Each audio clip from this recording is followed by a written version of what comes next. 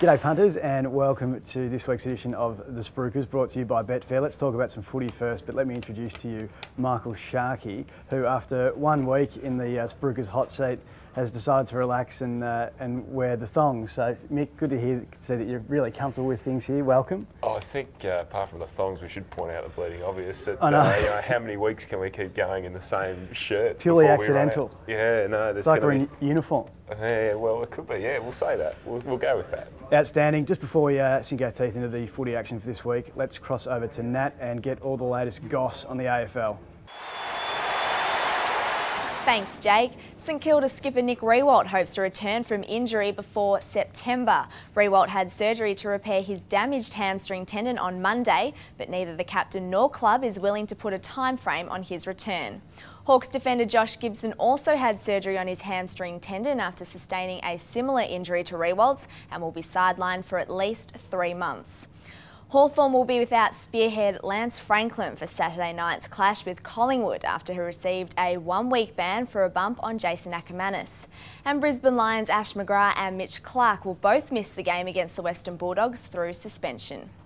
Geelong could welcome back up to 5 premiership players for Sunday's clash against Port Adelaide at Skilled Stadium. Cam Mooney and Matthew Scarlett will return from suspension, while Max Rook got through his stint in the VFL unscathed. Brad Ottens and Darren Milburn have also been making steady progress after battling injury. And that's all the footy news I have for now. Back to you guys. Thank you very much for that, Nat. One thing Nat failed to mention, I think probably in a move of political correctness, Shark, it was the fact that the big Mick Malthouse saga from last weekend. What did you make of that? Pretty fiery little confrontation there, wasn't it? I think it's great for footy. Oh, yeah, it's not bad, is it? A bit of the old argy-bargy. We love that. It's a shame that it's kind of developed such a groundswell of negative publicity, because I think it's one of those great things about footy. The funniest thing I found was all Steve Milne could come up with to Mick Malthouse was calling him an old grey-haired so-and-so. Yeah, no, it wasn't very creative from a man who's supposed to be the best sledger in the game. So, yeah, he needs to work on that, I think, Milne. I'm not going to cast aspersions on Stephen Milne's intelligence, but surely he can come up with something better than you grey-haired old so-and-so. What about Mick's excuse that he was just trying to get his players out of there? I don't think that didn't last very long. I don't think anyone was buying that. No, ridiculous. Anyway, let's talk footy. And my boys, the Bombers, I don't know how they managed to win a game last weekend, and they come up against the rampaging West Coast Eagles, who won 1 as well, at Subi on Friday night. The Bombers haven't won at Subi in about 7 or 8 or 9 years, and have only won there twice against the Eagles in their history. I think the Eagles are absolute morals this week. Well, they were pretty ordinary last week, but they were playing a high-class side in the Kangas, who were just going along nicely under the radar there, I must say. That was the answer I was expecting from you, Shark. Very good. Yeah, so they might have learned a thing or two there from Boomer Harvey and the boys, so it could just get them over the line this week against Essendon. Yeah, I think the Bombers win last week has injected a bit of value into the Eagles' price. I think 161 is a good price. You can get about 260, I believe, on Betfair for the Eagles to win by 15 plus, so I'm pretty keen to take that. Brisbane and the Doggies promises to be a really, really good match. Both teams going well. Brisbane in particular, a good away win last week, and the Doggies finding their feet against Hawthorn last week as well after you potted them.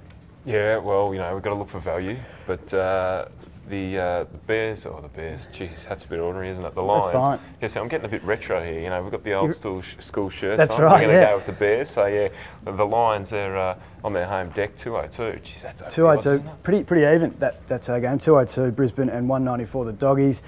Collingwood and Hawthorn is another game that promises to be pretty even too, I think. The odds don't really reflect this. It's been a big go for Collingwood this week. They're 168 and the Hawks 244. Obviously they're missing some crucial players, as Nat mentioned, including Gibbo, who is unfortunately injured, but I'm not prepared to take 168 about the Magpies. I think they tailed off pretty poorly at the end of the game last week. I thought Gibbo's hamstrings would have been a bit more flexible after he's been chasing pussycat dolls around town the last few months. You think after his work on the D floors of Melbourne and Los Angeles and various other places that he'd be quite flexible, and renowned for his moves too, I hear. So yeah, he might have just tweaked one the wrong way. Does his best work after midnight, I would imagine.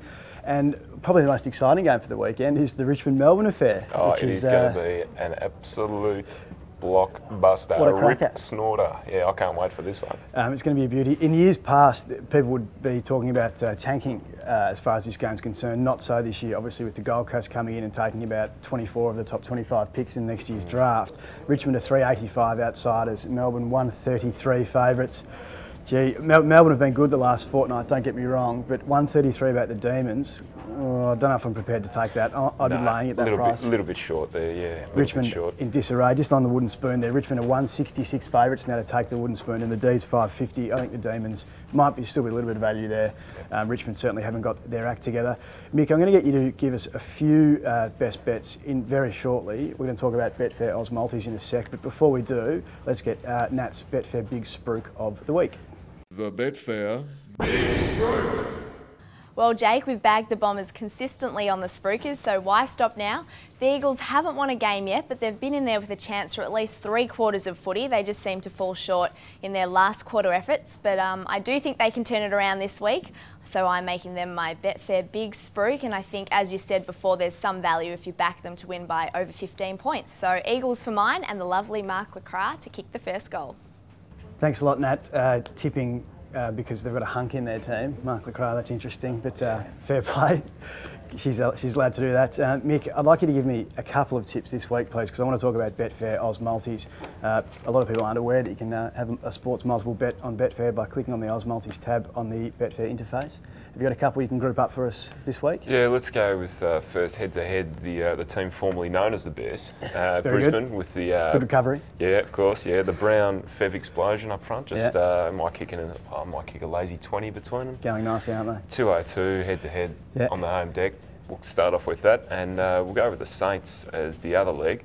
I think they're $1.39. Correct, you're exactly right. Geez, they were good last week. They were. They can blast a team away from the front, yeah, and they can fight back and win as well. And I think that's a huge thing in their favour this season. You're not concerned about them losing the route? No, don't worry about it. They'll just plug somebody else in there and just fill a hole, really. Okay, well, excuse my maths, but you're probably going to get about $4 or thereabouts for that little multi. I'm going to go with West Coast to go against Essendon. I think I've tipped against Essendon every week this year. And that's been largely a success. Good to see the consistency's flowing through. That's right. West Coast are 161, and I think Sydney are probably the bank interest of the week. I think they have shown they travel well. They're 158 to defeat North Melbourne, who I think are improving, but the Swans are proving to be a really good side. Never right off the Kanga. I'm not writing off the Kangas. You never know what we're capable of. I'm going to avoid. I think Geelong aren't great value. I don't think St Kilda's particularly good value either. So I'm looking for something that's in that closer towards black figures range. And I think Sydney at 158, pretty good value. Mick, just I'd appreciate it if you turned your phone off next week. Just a word of warning. Only if you don't wear the same shirt again next week. You got yourself a deal. Best of luck on the footy this weekend, punters, and we'll be with you again next week to chat about round 5.